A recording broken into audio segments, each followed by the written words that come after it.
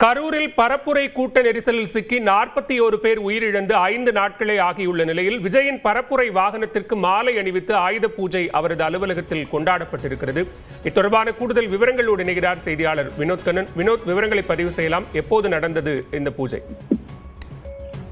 மாலவேல் கடந்த 27ஆம் தேதி சனிக்கிழமை அன்று கரூர் மாவட்டத்தில் தமிழக வெற்றி கழகத்தின் தலைவர் விஜய் பரப்புரை மேற்கொண்டார். அந்த பரப்புரையின் போது கூட்ட நெரிசலில் சிக்கி சுமார் 41 பேர் உயிரிழந்த நிலையில் அவரது குடும்பங்களை நேரில் சென்று சந்தித்து ஆறுதல் கூட விஜய் கூறாத இந்த நிலையில் அவரது கட்சியின் தலைமை அலுவலகத்தில் அவரது சொகுசு பிரச்சார வாகனத்திற்கும் மற்றொரு பிரச்சார வாகனத்துக்கும் என 2 வாகனங்களுக்கு மாலை அணிவித்து வாழை மரம் கட்டி அது விமர்சையாக இந்த இடத்தில் ஆயுத பூஜை பண்டிகையானது கொண்டாடப்பட்டிருக்கிறது.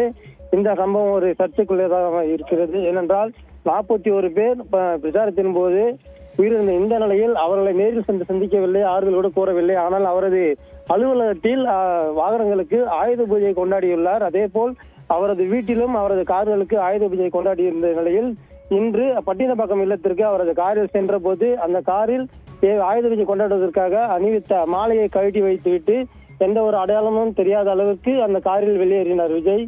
தொடர்ந்து அந்த காட்சியை நம்மால் பார்க்க முடிகிறது. அவரது சொகுசு பிரச்சார வாகனத்திற்கும் மற்றொரு வாகனத்திற்கும் மாலை அணிவித்து வாழை மரம் அணிவித்து அந்த விமர்சையாக இந்த ஆயுத பூஜையை கொண்டாடியுள்ளனர். பாலவேல், வினோத், இந்த நிகழ்வில் யார் யாரெல்லாம் பங்கெடுத்திருந்தார்கள்? அங்க ஆபீஸ் பேரஸ் தவிர கட்சி நிர்வாகிகள், மூத்த நிர்வாகிகள் யாரேனும் இதுல கலந்துக்கிட்டாங்களா? நேற்று இரவு இந்த கட்சி அலுவலகத்தில் தலைமை அலுவலகத்தில் இந்த ஆயுத பூஜை பண்டிகையானது கொண்டாடப்பட்டது. இந்த அலுவலகத்தில் கொண்டாடப்பட்ட இந்த இடத்தில் முக்கிய நிர்வாகிகள் யாரேனும் கலந்து கொண்டார்கள் என்ற ஒரு விவரம் தெரியவில்லை.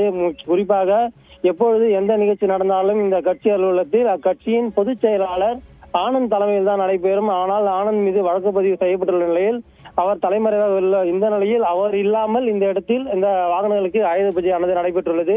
தொடர்ந்து விஜய் வீட்டில் அவரது காருக்கும் இந்த ஆயுத பூஜை பண்டிகை வந்து கொண்டாடப்பட்டது. பாருங்கள், விவரங்களுக்கு நன்றி வினோத்.